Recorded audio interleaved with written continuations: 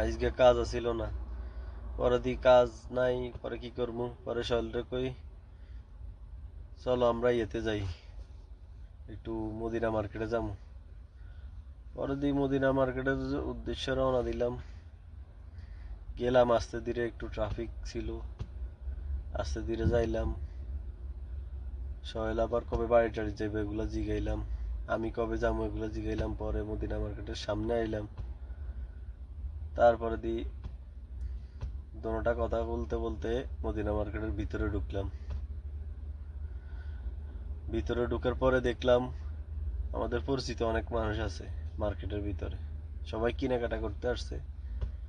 আমরা একটু ঘুরলাম গাড়লাম, সব জিনিসপত্রের দাম আগুন। একটু সবজি টবজি দেখলাম, অনেকক্ষণ ঘুরলাম।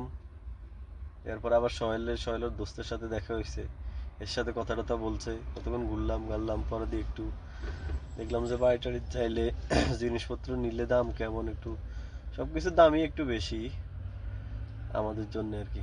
পরে দেখা টেকা শেষ, পরে আবার কি করবো সামান্য কিছু এটা আমি ব্যবহার করেছি বালা তোগুলো ভালো মানে কি ভাই কি বাজ জানা প্রস্তুতি হ্যাঁ এবারে কইলাম ভাই আমার লাগে কড়া কাসু বাদাম না আমরা গাড়ি নিয়ে কাসু কাসু বাদাম মানে কাজু বাদাম আর কি কইছে